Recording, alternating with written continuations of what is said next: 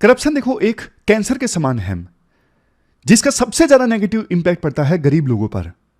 इसकी वजह से लोगों का जो विश्वास है सरकार से, डेमोक्रेसी से उठ जाता है।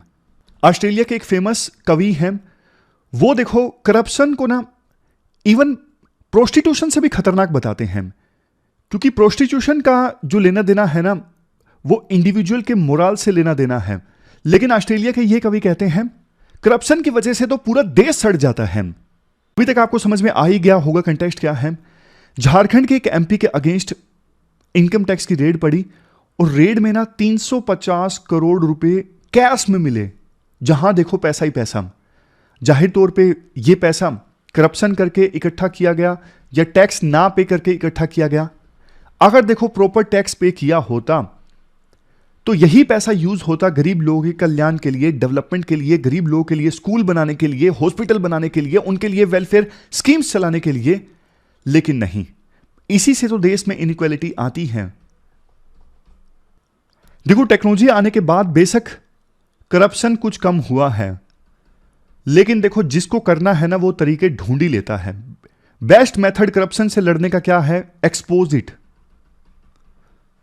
और हमेशा मैं एक चीज बोलता हूं, कल भी मैंने यही चीज बोला था जब 13 साल की लड़की का मामला था। समाज जब देखो ये एटीट्यूड छोड़ेगा ना, सब करते हैं, चलता है, तब जाके किसी भी बुराई के अगेंस्ट लड़ा जा सकता है। आप सब लोग देखो सिविल सर्वेंट बनना चाहते हो। सिविल सर्वेंट बनने के लिए ना ये सब कुछ लोग एम पाल लेते हैं ना, पैसा मिलेगा, प्रेस्टीज मिलेगी, पावर मिलेगी सिविल सर्वेंट बन के। ये सब देखो छोटे एम हैं। बड़े एम क्या है? बड़े एम है समाज के लाखों करोड़ों लोगों की लाइफ्स को ट्रांसफॉर्म करना, उन लोगों के लिए खड़ा होना जो अपने लिए खड़े नहीं हो सकते। असली पावर कंट्रोल में नहीं है, असली पावर सर्विस में है, सेक्रीफाइस में है। लगेगा आपको कि यार ये सब किताबी बातें हैं, किताबी बातें नहीं है। देर से ये बात समझ में आती है, बहुत देर से, लेकिन यही सच्चाई है जो कई बार लोग जीवन के अंतिम पड़ाव में सीखते हैं। खैर चलिए डिस्कशन आज हम स्टार्ट करें। 12 दिसंबर है, काफी सारे अच्छे अच्छे आर्टिकल्स आज हम डिस्कस करेंगे। सबसे पहले देखो स्पेशल स्टेटस जो पहले जम्मू एंड कश्मीर का था, जिसे सेंट्रल गवर्नमेंट ने खत्म कर दिया था 2019 में, उसके खिलाफ मामला सुप्रीम कोर्ट में था। सुप्रीम कोर्ट ने अब इसे अपहेल्ड किया है, जो भी सेंट्रल गवर्नमेंट ने किया। इसके बाद एक आर्टिकल है नमो ड्रोन दीदी स्कीम से संबंधित, अच्छी स्कीम है, विन विन सिचुएशन है सबके लिए। उड़ीसा की एक अच्छी टर्न अराउंड स्टोरी है। उड़ीसा पहले दूसरे राज्यों से फूड ग्रेन परचेज करता था, आज सेल्फ सफिशिएंट है। ऐसा उड़ीसा ने क्या किया, एक केस स्टडी टाइप है ये आर्टिकल, नीचे यहां पे है। फिर पुतिन की वेस्ट एशिया विजिट से संबंधित। तो मेनली 4 इश्यूज आज हम डिस्कस करेंगे, काफी इंटरेस्टिंग डिस्कशन होने वाली है। चलिए स्टार्ट करते हैं। इसके बाद नेक्स्ट आर्टिकल, रूरल इंडिया को वुमेन ड्रोन पायलट्स की आवश्यकता है। आप देखो जहां जीएस पेपर 1 और जीएस पेपर 3 के इन टॉपिक्स से आर्टिकल को रिलेट कर सकते हो। इसके साथ साथ जीएस पेपर 2 में भी एक टॉपिक है सेल्फ हेल्प ग्रुप, वहां से भी आप इस आर्टिकल को लिंक कर सकते हो। इंडियन एक्सप्रेस का यह आर्टिकल है। हाल ही में देखो सरकार ने ना एक जबरदस्त स्कीम लॉन्च की है, नमो ड्रोन दीदी। यह स्कीम ना सबके लिए विन विन सिचुएशन है। कैसे, मैं आपको बिल्कुल बेसिक से समझाता हूं। सबसे पहले यह स्कीम है क्या, देखो रूरल एरियाज में ना बहुत सारे सेल्फ हेल्प ग्रुप्स हैं। सेल्फ हेल्प ग्रुप देखो एक छोटा सा इनफॉर्मल ग्रुप होता है, 8-10 लोगों का, खास करके महिलाओं का, जो एक साथ आती हैं किसी म्यूचुअल कॉमन एम को अचीव करने के लिए। जैसे देखो सिंपल भाषा में आपको बोलूं, गांव के 8-10 महिलाएं हैं। इन महिलाओं ने ना आपस में ग्रुप बना लिया, सबका मकसद एक है कि अपनी इनकम को इंक्रीज करना। तो इन्होंने डिसाइड कर लिया कि हम एक ग्रुप बनाते हैं और ग्रुप बना के एक कॉमन बिजनेस करेंगे, उस बिजनेस से जो फायदा होगा आपस में बांट लेंगे। तो इस प्रकार से ये सेल्फ हेल्प ग्रुप्स काम करते हैं। महिलाओं के संदर्भ में ज्यादा रेलेवेंट है सेल्फ हेल्प ग्रुप्स। महिलाएं इकट्ठा होती हैं, ग्रुप बनाती हैं कॉमन एम के लिए, फॉर एग्जांपल अपनी इनकम को अचीव करना। तो इस नमो ड्रोन दीदी स्कीम में ये है, सरकार ना रूरल एरियाज के 15,000 वुमेन सेल्फ हेल्प ग्रुप्स को आइडेंटिफाई करके उनको ड्रोन्स देगी, और उससे भी ज्यादा इन सेल्फ हेल्प ग्रुप्स में जो महिलाएं होंगी ना, उनको ड्रोन सिखाएंगी, कैसे ड्रोन को ऑपरेट करना है, कैसे ड्रोन को चलाना है। फिर सीख के ये 15,000 सेल्फ हेल्प ग्रुप्स अपने अपने गांव में किसानों को ना सर्विसेज प्रोवाइड करेंगे। सर्विसेज जैसे कि देखो फर्टिलाइजर्स का स्प्रे करना है, सर्विसेज जैसे कि ना किसी किसान को चाहिए कि मुझे पता लगाना है मेरे खेत में फसल की अभी क्या सिचुएशन है, तो वो सेल्फ हेल्प ग्रुप के पास जाएगा किसान, सेल्फ हेल्प ग्रुप ड्रोन दौड़ाएगा उस किसान के खेत के ऊपर और पता लगाएगा कि अभी फसल की सिचुएशन क्या है। ऐसा तो नहीं कि फसल को कीड़ा वगैरह लग गया, अगर ऐसी सिचुएशन है तो फिर फर्टिलाइजर दिया जाएगा फसल को। समझ गए? तो ये सारी सर्विसेज किसके द्वारा प्रोवाइड की जाएंगी? इन सेल्फ हेल्प ग्रुप्स के द्वारा किसानों को। बदले में इन सेल्फ हेल्प ग्रुप्स को इनकम मिलेगी। और इन सेल्फ हेल्प ग्रुप्स को कौन सिखाएगा ये सारी चीजें? सरकार सिखाएगी। सरकार इनको ड्रोन देगी। सरकार इन सेल्फ हेल्प ग्रुप्स में जो महिलाएं मेंबर्स हैं उनको स्किल देगी कैसे ड्रोन को ऑपरेट करना है। देखो ये जो स्कीम है ना, सबके लिए विन विन सिचुएशन है। कैसे? मैं आपको ना एक एक करके बताता हूं। सबसे पहले आप देखिए महिलाओं के लिए कैसे विन विन सिचुएशन है। रूरल एरियाज में इससे महिलाओं का इंपावरमेंट होगा।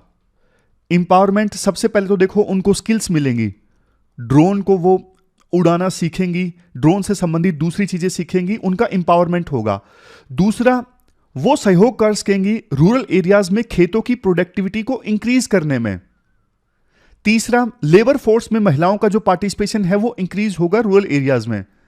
चूंकि देखो वो लेबर फोर्स में पार्टिसिपेट करेंगी तो उनकी इज्जत भी बढ़ेगी रूरल एरियाज में। तो महिलाओं के लिए इस प्रकार से ये विन विन सिचुएशन है। अब आप देखिए किसानों के लिए कैसे। किसानों के लिए ऐसे, अभी तक देखो जैसे फर्टिलाइजर दिया जाता था फसलों को, बिल्कुल मैनुअली दिया जाता था, हाथ में पीछे बॉक्स टांग के हाथ से फर्टिलाइजर दिया जाता था। एक तो देखो ये टाइम कंज्यूमिंग है, टाइम बहुत लग जाता है फसलों को फर्टिलाइजर देने में, दूसरे केमिकल्स देने में। इसके अलावा देखो ये हार्मफुल भी तो है, क्योंकि जहरीला होता है ये फर्टिलाइजर, दूसरे केमिकल्स जो फसलों को दिए जाते हैं। गलती से कई बार ऐसे इंसिडेंट हो जाते हैं, किसान फसलों को देते देते खुद इन्हें कंज्यूम कर लेते हैं, बेहोश हो जाते हैं। तो ऐसी घटनाएं होती हैं। तो अगर ड्रोन्स की सहायता से फर्टिलाइजर्स या फिर दूसरे केमिकल्स फसलों को प्रोवाइड किए जाएंगे तो किसानों को तो फायदा होगा ना, उनका टाइम बचेगा। इसके अलावा उनकी सेहत जो है वो ठीक रहेगी, उनकी हेल्थ को नेगेटिव नुकसान नहीं पहुंचेगा।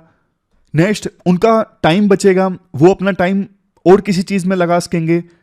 और सबसे लास्ट में देखो ड्रोन्स जो स्पेशल इस पर्पज के लिए बने होंगे ना, फर्टिलाइजर्स देने के लिए, क्रॉप्स की क्वालिटी को एसेस करने के लिए, वो बेहतर ढंग से किसानों को जानकारी देंगे। अभी फसल की ये सिचुएशन है, इतना फर्टिलाइजर्स चाहिए, इनपुट भी सेव होगा, क्योंकि जो ड्रोन्स के माध्यम से फर्टिलाइजर दिया जाएगा ना, वो उतना ही दिया जाएगा जितनी आवश्यकता है, बचेगी इससे इनपुट।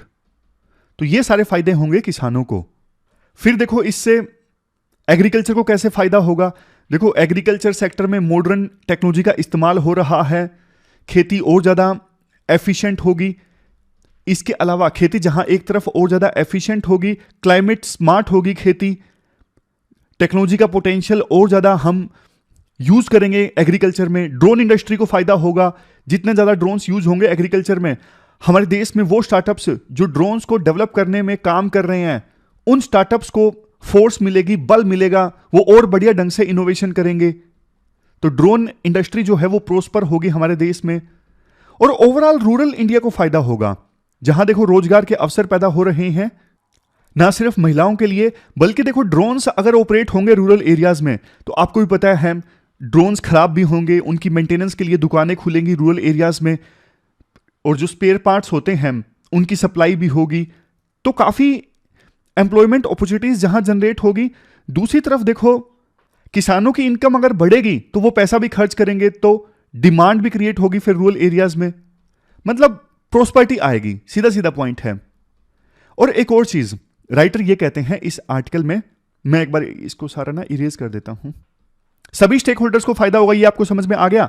अब एक और चीज देखिए, देखो हमारे देश में ना फर्टिलाइजर्स बहुत ज्यादा कंज्यूम होते हैं, लेकिन बावजूद इसके हम ना बहुत ज्यादा फर्टिलाइजर्स को इंपोर्ट करते हैं, इंपोर्ट डिपेंडेंट हैं हम फर्टिलाइजर्स के लिए।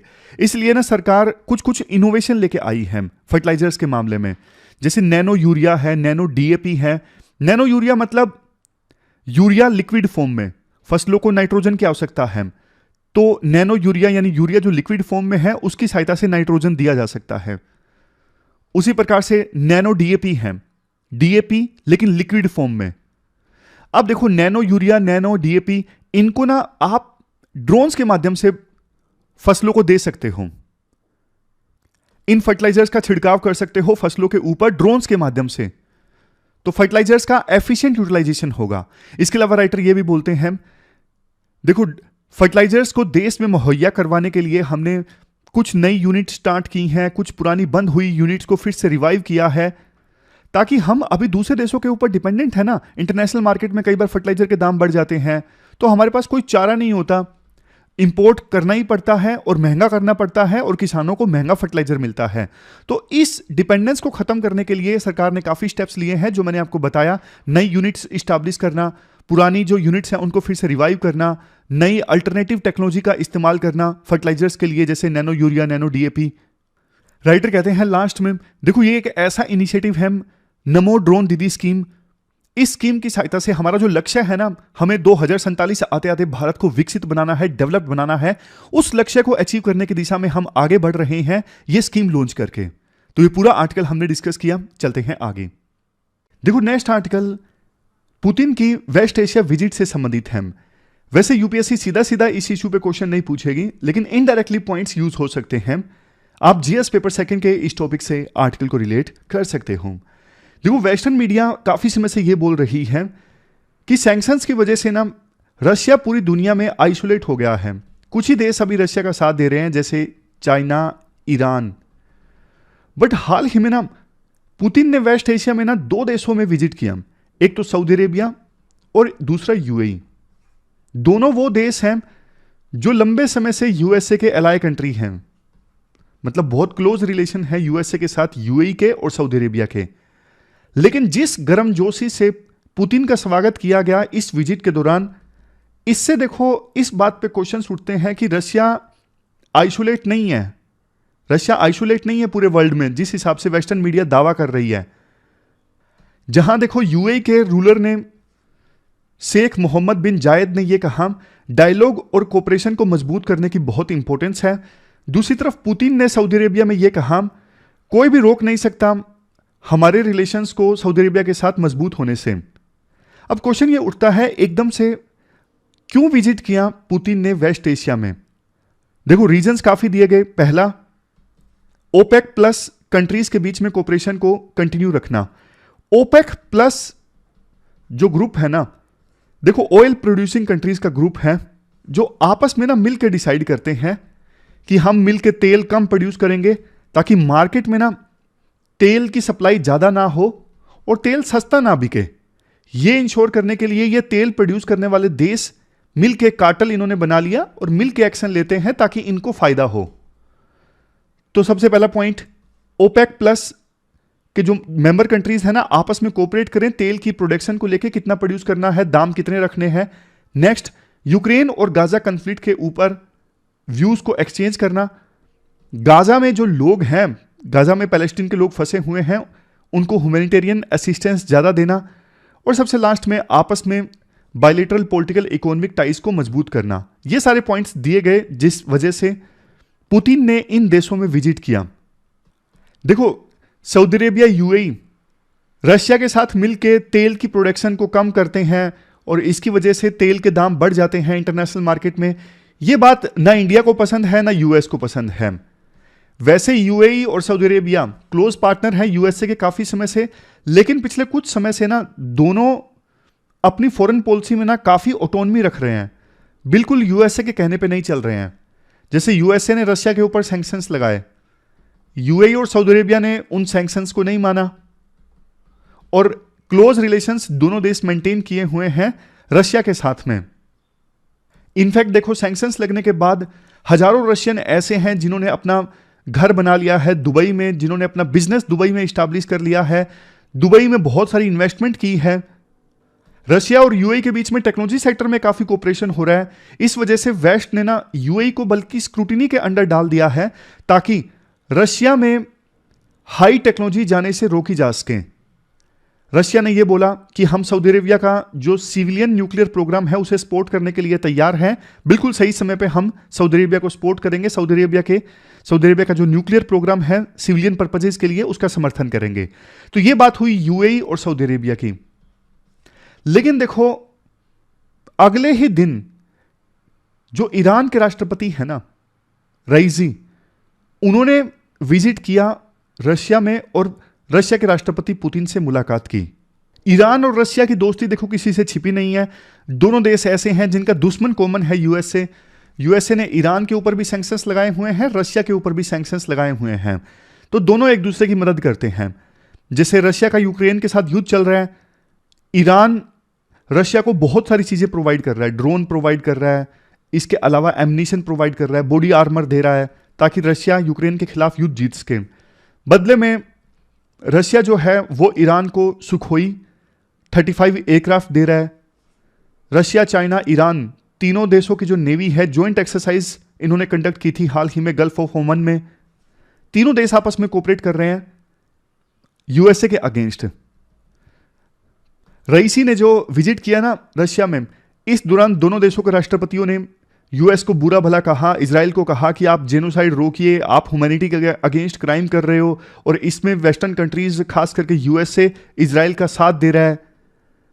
तो देखो ये लगातार बैक टू बैक जो विजिट हुई ना ईरान के राष्ट्रपति की रशिया में और रशिया की राष्ट्रपति की वेस्ट एशिया में, इस विजिट से ना रशिया के राष्ट्रपति ने ना कुछ सिग्नल्स देने की कोशिश की है। सबसे पहले कि रशिया आइसोलेटेड नहीं है, दूसरी तरफ इवन ना यूएई और सऊदी अरेबिया को पुतिन ने एक एश्योरेंस देने का कोशिश किया कि जो गाजा वार है ना स्प्रेड नहीं होगा, आप चिंता मत कीजिए। ईरान हिजबुल्लाह पर लगाम लगाएगा, ईरान हौथी रिबल्स को बोलेगा आप युद्ध मत कीजिए, हम गारंटी देते हैं। हम मतलब रशिया और चाइना बड़ा रोल प्ले करेगा वेस्ट एशिया में आने वाले समय में और उसको सपोर्ट करेगा रशिया। यह एश्योरेंस देने की कोशिश की पुतिन ने अपनी इस विजिट के दौरान। यहां पे देखो रशिया चाइना जो है रीजनल पीस के गारंटर हैं।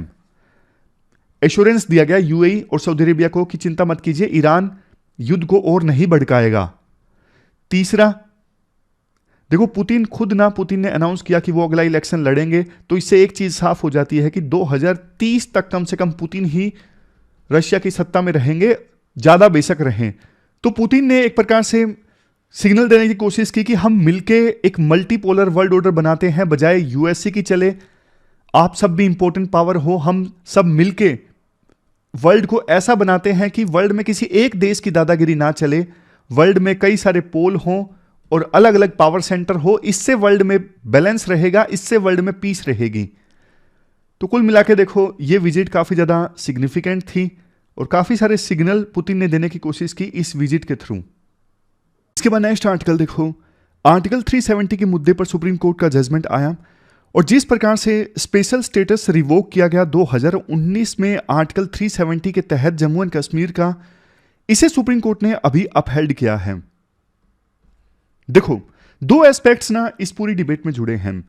पहली चीज, क्या स्पेशल स्टेटस रिवोक करना चाहिए था या नहीं करना चाहिए था, और दूसरी डिबेट जो मेथड अपनाया गया स्पेशल स्टेटस रिवोक करने के लिए, जो प्रोसीजर अपनाया गया, प्रोसीजर सही था या गलत था।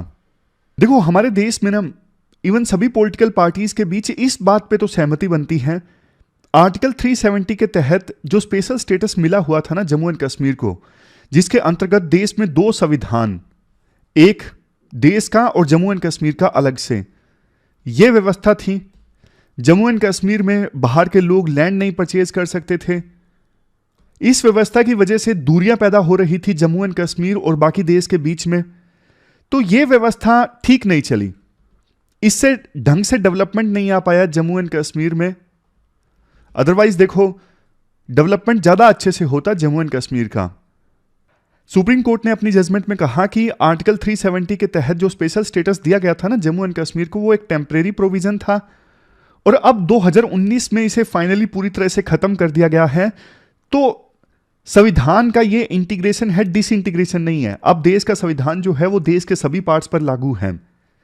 तो ये एक एस्पेक्ट है, स्पेशल स्टेटस को रिवोक करना ठीक था, इस पर मोटा मोटा देखो सहमति बनती है। हालांकि यह बात भी सच है कि कश्मीर में कुछ सेक्शंस ऐसे हैं जिनको लगता है कि नहीं, ऑटोनॉमी मिलनी चाहिए थी कश्मीर को और स्पेशल स्टेटस रिवोक करना गलत है।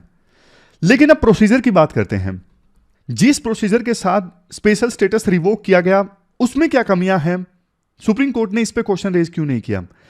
देखो, आर्टिकल 370 सेक्शन 1 सेक्शन 3 इनमें यह लिखा हुआ था कि ना स्पेशल स्टेटस रिवोक किया जा सकता है, लेकिन इसके लिए ना कॉन्स्टिट्यूट जम्मू एंड कश्मीर की जो कॉन्स्टिट्यूट असेंबली है ना उसकी राय लेना जरूरी है। बट सबसे बड़ी दिक्कत पता क्या थी? जम्मू एंड कश्मीर की कॉन्स्टिट्यूट असेंबली जिसने जम्मू एंड कश्मीर का संविधान बनाया वो देखो डिसोल्व हो गई थी 1957 में। अब देखो जो बॉडी डिसोल्व हो गई अब उससे कंसल्ट कैसे करें? यह सबसे बड़ी बाधा थी स्पेशल स्टेटस को रिवोक करने में। तो इसके लिए सेंट्रल गवर्नमेंट ने जुगाड़ यह लगाया, सबसे पहले 5 अगस्त 2019 को एक ऑर्डर पास किया जिसमें यह बोला गया कि आर्टिकल 370 सेक्शन 3 में जो कॉन्स्टिट्यूट असेंबली वर्ड है ना इसको कॉन्स्टिट्यूट असेंबली के बजाय लेजिस्लेटिव असेंबली समझा जाए। समझ गए? क्योंकि कॉन्स्टिट्यूट असेंबली तो डिसॉल्व हो चुकी है, तो ये वर्ड अब यूज नहीं होगा, इसकी जगह समझा जाए वर्ड लेजिस्लेटिव असेंबली।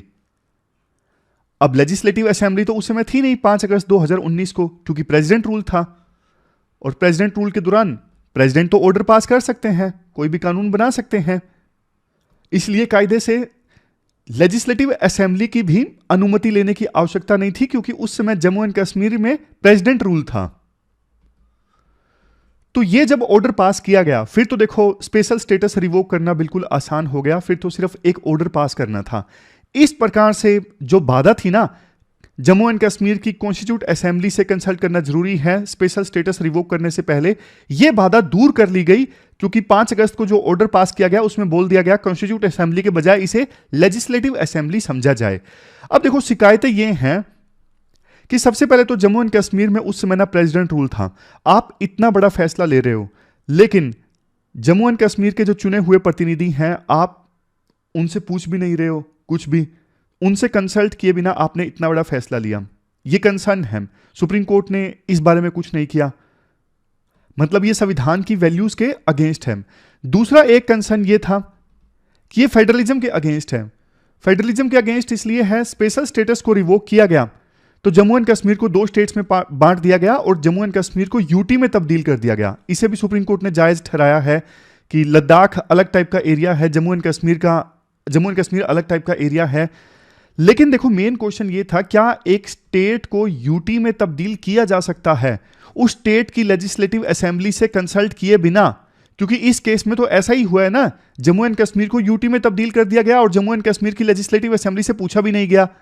तो ये आर्टिकल 3 में क्या ऐसा प्रोविजन है? इस पर सुप्रीम कोर्ट को अपना फैसला देना था, लेकिन सुप्रीम कोर्ट ने इस पर अपना फैसला नहीं दिया।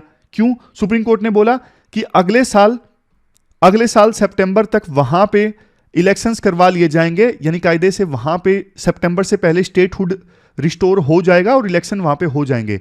लेकिन भैया इलेक्शन हो जाएंगे वो बात अलग है, सुप्रीम कोर्ट को इस इशू पे फैसला देना चाहिए था कि क्या एक स्टेट को यूटी में तब्दील किया जा सकता है बिना उस स्टेट की लेजिस्लेटिव असेंबली से कंसल्ट किए बिना। अगर यस है तो ये तो देखो संविधान के बेसिक फीचर, जो बेसिक स्ट्रक्चर है ना संविधान का, उसके अगेंस्ट हो गया। संविधान में बेसिक स्ट्रक्चर में एक फीचर है फेडरलिज्म, बट जो कुछ किया गया सेंट्रल गवर्नमेंट के द्वारा इस केस में वो तो फेडरलिज्म के अगेंस्ट है। तो इस मुद्दे पे सुप्रीम कोर्ट को अपना फैसला देना चाहिए था, सुप्रीम कोर्ट को बताना चाहिए था कि वास्तव में ऐसा किया जा सकता है या नहीं किया जा सकता। क्योंकि देखो फ्यूचर में अगर ये लेजिटिमाइज हो जाता है, अगर सुप्रीम कोर्ट इसे सही मानती है, फिर तो आगे देखो आगे जाके प्रेसिडेंट के द्वारा या फिर पार्लियामेंट के द्वारा स्टेट में प्रेसिडेंट रूल लगा है तो बड़े बड़े फैसले लिए जा सकते हैं, और वो फैसले फिर ऐसे फैसले होंगे जिनको वापस करना बहुत ज्यादा मुश्किल होगा। तो कंसर्न्स देखो प्रोसीजर को लेके हैं। जिस प्रोसीजर के साथ स्पेशल स्टेटस रिवोक किया गया ना, वो फेडरलिज्म के अगेंस्ट है, वो संविधान की वैल्यूज के अगेंस्ट है। इस मुद्दे पर सुप्रीम कोर्ट को स्टैंड लेना चाहिए था, लेकिन सुप्रीम कोर्ट ने स्टैंड नहीं लिया और इसी को लेकर राइटर की शिकायत है। प्रताप भानु मेहता ने आर्टिकल लिखा है इंडियन एक्सप्रेस में, वो भी अपनी डिसअपॉइंटमेंट व्यक्त करते हैं कि सुप्रीम कोर्ट ने स्टैंड नहीं लिया। और द हिंदू में भी जो आर्टिकल आया है उसमें भी डिसअपॉइंटमेंट व्यक्त की जाती है कि सुप्रीम कोर्ट ने संविधान की वैल्यूज को अपहेल्ड नहीं किया, जबकि करना चाहिए था। तो ये पूरा आर्टिकल है, हमने डिस्कस किया। आप भी अपनी राय बताइएगा। दो एस्पेक्ट हमने डिस्कस किए, एक तो होना चाहिए था या नहीं होना चाहिए था स्पेशल स्टेटस खत्म, होना चाहिए था, ऑलमोस्ट पूरे देश की इस पे सहमति है, लेकिन प्रोसीजर जो फॉलो किया गया वो गलत था। हालांकि देखो इसके पक्ष में भी कुछ आर्ग्यूमेंट्स दिए जा सकते हैं, जैसे जरूरी था, इसके अलावा और कोई अल्टरनेटिव नहीं था स्पेशल स्टेटस रिवोक करने के लिए, मतलब, और यूटी में तब्दील करना जरूरी था फिलहाल के लिए, जब तक के लिए वहां पे सिचुएशन नॉर्मलाइज ना हो जाए। तो जो भी फैसले लिए गए वो सोच समझ के लिए गए थे और कोई अल्टरनेटिव नहीं था, तो उसको ध्यान में रखते हुए ये फैसले लिए गए थे। इसके बाद देखो हिंदू में आज ये आर्टिकल आया है उड़ीसा से संबंधित, इसे आप आंसर राइटिंग में बेस्ट प्रैक्टिस से संबंधित इस्तेमाल कर सकते हो। शुरुआत में आर्टिकल में बोला जाता है कि जिस प्रकार से क्लाइमेट चेंज हो रहा है ना, अगर ऐसा ही होता रहा ना तो एक दिन में एक साल में 560 डिजास्टर्स आएंगे, यानी डेली बेसिस पे 1.5, 20% हंगर, मालन्यूट्रिशन ये सब इंक्रीज हो जाएंगे और इसके साथ साथ फूड प्रोडक्टिविटी 21% तक कम हो जाएगी। ये सब होगा अगर इसी प्रकार से ग्लोबल वार्मिंग होती रही, इसी प्रकार से क्लाइमेट चेंज होता रहा। फिर इसके बाद उड़ीसा की बात की जाती है। देखो 2 दशक पहले ना उड़ीसा फूड ग्रेन बाहर से खरीदता था दूसरे राज्यों से, लेकिन देखो 20 सालों में ना कायापलट हो गया है उड़ीसा के एग्रीकल्चर में। उड़ीसा में record 13.606 million ton of food grain produced हुआ है। दो नोटेबल एस्पेक्ट्स देखिए आप। देखो एवरेज राइस यील्ड जो है उड़ीसा में बहुत ज्यादा बढ़ गई है। 20 साल पहले 2000 में एवरेज यील्ड जो थी राइस की पर हेक्टेयर 10.41 क्विंटल थी, लेकिन अब यह बढ़ के 27.30 क्विंटल हो गई है। फूड प्रोडक्शन इंक्रीज हुई है, पैदावार इंक्रीज हुई है। जीरो हंगर के मामले में अब उड़ीसा आगे बढ़ा है। कालाहांडी एक ऐसा डिस्ट्रिक्ट उड़ीसा का जो हंगर के मामले में बदनाम था, अब देखो एग्रीकल्चर प्रोडक्शन के बारे में फेमस है। तो क्वेश्चन ये उठता है उड़ीसा के द्वारा क्या ऐसे स्टेप्स लिए गए हैं अपने राज्य में एग्रीकल्चर के कायापलट के लिए। तो वो स्टेप्स मैं आपको बताता हूं जिसको आप आंसर राइटिंग में इस्तेमाल कर सकते हो। तो ये सारे स्टेप्स हैं जो आर्टिकल में बताए गए हैं। देखो ऐसा नहीं है कि बहुत ज़्यादा यूनिक स्टेप्स हैं, लेकिन एक जगह कंपाइल करके मैं आपको बता देता हूं जल्दी जल्दी। जैसे कालिया स्कीम लॉन्च की गई उड़ीसा में, सेंट्रल गवर्नमेंट ने स्कीम लॉन्च की ना, प्रधानमंत्री सम्मान निधि स्कीम, जिसमें किसानों को एक साल में 6,000 रुपये दिए जाते हैं 2-2 हज़ार के इंस्टॉलमेंट में। उसी प्रकार की ये स्कीम है कालिया स्कीम जो पहले उड़ीसा में लॉन्च की गई थी।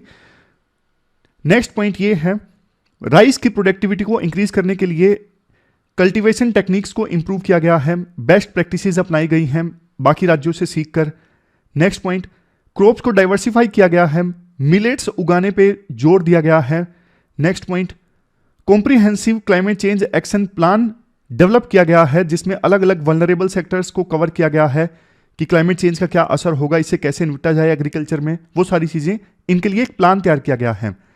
Next point crop weather watch group, ये देखो ऐसा ग्रुप है जो देखता है कि वेदर का फसलों पे क्या इंपैक्ट पड़ रहा है ताकि उसी हिसाब से डिसीजन लिए जा सकें। यूं नहीं कहा जा सकता कि सारे के सारे जो स्टेप्स हैं वो एक्सक्लूसिवली उड़ीसा गवर्नमेंट के द्वारा लिए गए हैं, कई देखो यूनियन गवर्नमेंट के द्वारा लिए गए हैं, लेकिन इफेक्टिव इंप्लीमेंटेशन उड़ीसा की सरकार ने किया है। तो वो भी पॉइंट में लिख सकते हैं कि जैसे नेशनल फूड सिक्योरिटी एक्ट है, इसका इफेक्टिव इंप्लीमेंटेशन, समझ गए।